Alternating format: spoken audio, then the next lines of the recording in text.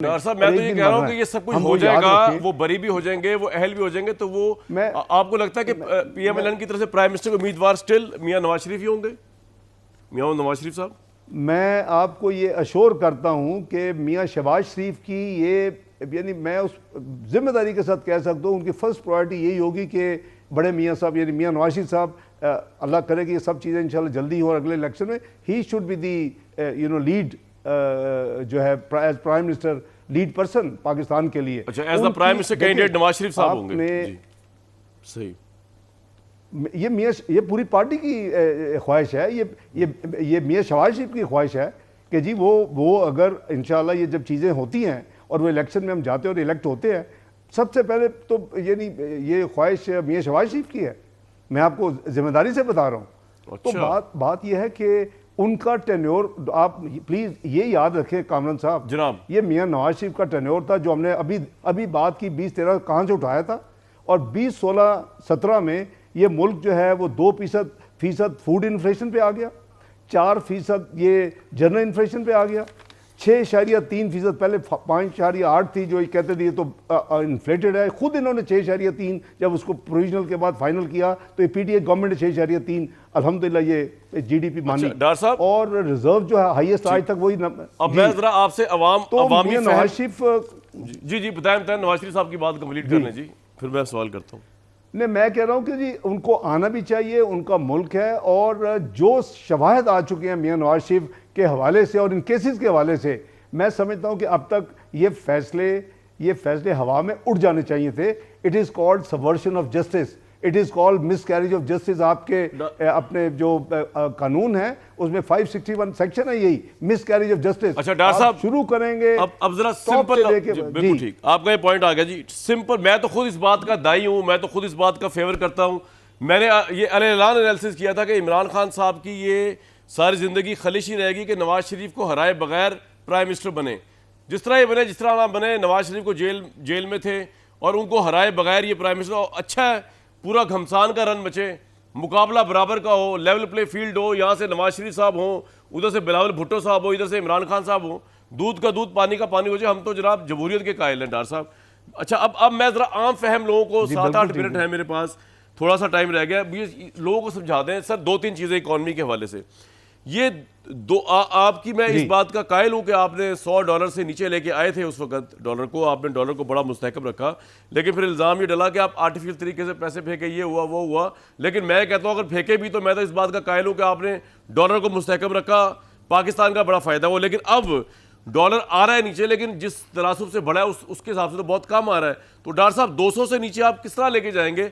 Briefly कोई जायचा है आपके जेहन में, या आपको वैसे ही लग रहा है कि ये इकॉनमी रिवाइव नहीं हुई तो नफ्सियाती फैक्टर है ना, कि आप भी आ रहे हैं, लोग जरा वो हो रहे हैं कि जी एक स्टेबल आ गया फाइनेंस मिनिस्टर, तो मामला जरा स्टेबिलिटी की तरफ जाएगा। ये किस तरह करेंगे इसको सर $200 से नीचे? मैं अर्ज करता हूँ जनाब। एक तो कामरान साहब, ये कोई ऐसा कॉन्सेप्ट नहीं है कि जी आर्टिफिशियल रखा। आर्टिफिशियल आप एक हफ्ते के लिए, एक महीने के लिए कर सकते हैं, आप 4 साल के लिए किसी मुल्क की करेंसी को आर्टिफिशियल यानी नहीं, अनलेस यू आर पैक्ड कि आपने।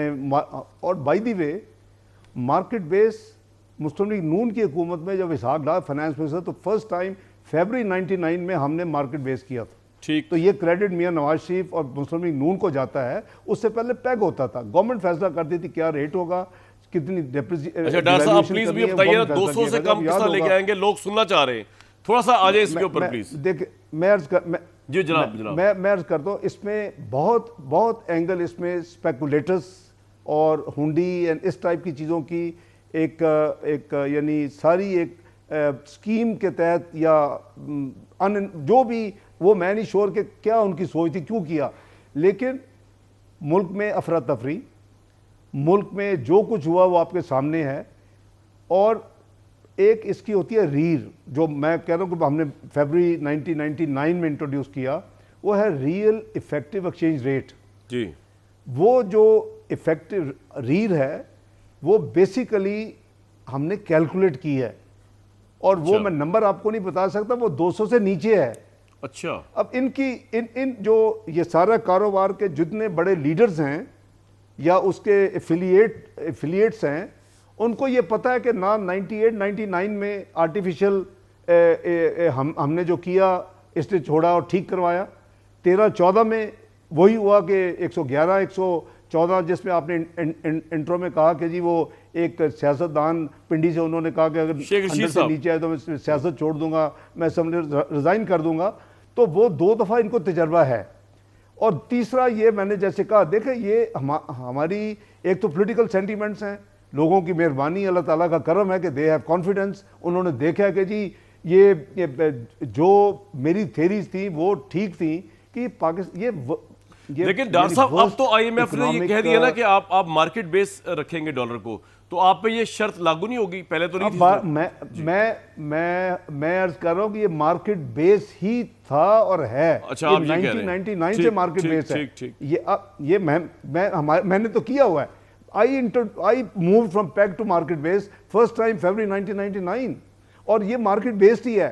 अब ये मुझे तो कोई नहीं है एज फाइनेंस मिनिस्टर कहेगा ना आईएमएफ कि वो हम अंदर बैठ के उनको दिखा सकते कि रीड होना का चाहिए, उसकी एक वर्किंग है। तो अगर वो 200 से नीचे है तो दैट मीन्स कि जो बैलेंस है वो स्पेकुलेटिव एंगल है, वो कोई उससे प्ले कर रहा है, वो अपने करोड़ों या चंद अरब बनाने के लिए मुल्क को 4000 अरब का ये पिछले 4 साल में टीका लग चुका है। तो मैं समझता हूं कि उसमें कोई आपसे कोई गिला नहीं करेगा, ये मार्केट बेस है। और उससे ऑन टॉप ऑफ दैट, जैसे आपने खुद ही कहा कि मेरी वापसी, मियाँ साहब की वापसी, उनका यानी बिजनेस कम्युनिटी का फेथ है। मुझे जितने डिप्लोमेट मिल रहे हैं वो कह रहे हैं कि नाउ वी एक्सपेक्ट कि the economy will take off. तो मैं तो नहीं डॉक्टर साहब ये आपका पॉइंट आ गया। मुझे एक बात बताइए, अभी पेट्रोलियम लेवी आपने अवाम को रिलीफ देने के लिए कम कर दी बढ़ाने के बजाय, और अभी आपने आईएमएफ की कॉन्ट्रैक्ट की वायलेशन की है। इस पर मिफ्ता इस्माइल साहब ने भी कहा है कि उनको बड़ी हैरत हुई है कि आपने किस तरह ये कर दिया आईएमएफ की मंजूरी के बगैर। और आज इस्लामाबाद में आईएमएफ की नुमाइंदा जो है उन्होंने कहा है कि पाकिस्तान ने जिन पॉलिसियों मुआहदों में इतफाक किया है वो अब भी लागू हैं। तो सर ये तो आप वायलेशन की तरफ नहीं जा रहे? नहीं, एक सेकंड, मैंने पब्लिकली ये मैं कल कह चुका हूँ कि कोई वायलेशन नहीं है। नंबर 1, ये हमने पीडीएल को कम नहीं किया। ये जो पिछली रजीम जिस पे मिफ्ता साहब अमल कर रहे थे, जो पीटीआई की कमिटमेंट्स और फिर हमारी आने वाली जो टीम थी उसकी जो कमिटमेंट्स थी, इसमें इस महीने में 5-5 रुपए पेट्रोल पे और डीजल पे लेवी लगने वाली थी। अब आपने ये देखना है कि क्या आवाम को के लिए हमने कुछ करना है कि नहीं करना। और मेरे लिए उसका यानी ऑल्टरनेट, एक तो वज़ीर-ए-आज़म शहबाज शरीफ ने आईएमएफ की एमडी से बात की, उधर यूएन की साइड लाइन्स के ऊपर अभी जो गए थे कि जी हमें इस टाइप की चीज़ों को आप 3 महीने के लिए फ्रीज करें फ्लड की वजह से, और वो बड़ी जस्टिफाई करती है उनकी जो डिमांड। एमडी आईएमएफ ने कहा कि I will go back and I will talk to my board, मतलब बहुत वो प्रोसेस को फॉलो करते हैं ना। एक तो वो है, अगर वो कहते हैं नहीं जी हमने बात की, हमने नहीं करनी, मेरे लिए उनके 2 अल्टरनेटिव हैं। देखें ये कोई ऐसा फिक्सेटेड नहीं है, हमने आईएमएफ कोई हवा बना लिया। आईएमएफ कोई आसमान से उतरी चीज़ नहीं है। I have been dealing with them, 25 साल से मैं डील कर रहा हूँ। और मैंने प्राइम मिनिस्टर को भी ये श्योर किया कि बिल्कुल प्लीज़ रिलैक्स, आवाम को ये रिलीफ दें। मियाँ नवाज शरीफ वहाँ तड़पते हैं रिलीफ देने के लिए। आपको याद होगा कि एक मीटिंग से उठ के चले गए थे गुस्से में। तो बात यह है कि अगर ये कम नहीं की, हमने इस महीने नहीं लगाई, जो 5-5 रुपए मजीद लगाने थे मैंने नोइंगली मैंने कहा, वरना तो 7 रुपए, 7.25 7.5 की होती पेट्रोल कम और डीजल कम, क्या है 7 रुपए। डॉक्टर साहब तो हम देखिए जो कुछ बिल्कुल आपका ये पॉइंट आ गया, बिल्कुल प्रोग्राम के आखिरी हिस्से में पहुंच गया हूं मैं। सर जी 30 सेकंड जी मेरे पास ऑल्टरनेट रेवेन्यू, देखिए हमने करीबन इसमें जो लूज करना है ना, मैं उसके ऑल्टरनेट उसको जनरेट करके साथ लेके जा रहा हूँ वाशिंगटन। मैं देखता हूँ मुझे कौन उसको एक्सेप्ट नहीं करता। अपनी जबान पे जो प्राइम मिनिस्टर साहब से हुई, अगर वो उसके बेसिस पे कहें ठीक है फाइन, नहीं कहते फाइन। एक रेवेन्यू मैंने नहीं लगाया, मैंने अगर उसका अपना रेवेन्यू जो इकट्ठा होना था चंद अरब, वो मैंने अवाम की खातर नहीं किया। वो हमारा फर्ज है, हमें करना चाहिए, हम आगे भी करेंगे अच्छी चीज़ें।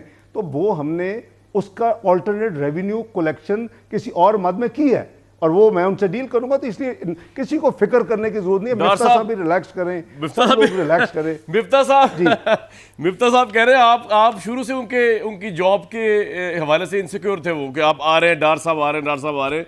तो मेरे ख्याल से सारे मुश्किल फैसले वो कह रहे हैं मिफ्ता साहब से करवा लिए। मिफ्ता जी नहीं नहीं, इस तरह नहीं है। मिफ्ता साहब मेरे कॉलीग रहे हैं, मैं फाइनेंस मिनिस्टर था, इन्वेस्टमेंट बोर्ड को मैं लुकअप करता था, सबसे पहले 2013 में उनको वहाँ रखा।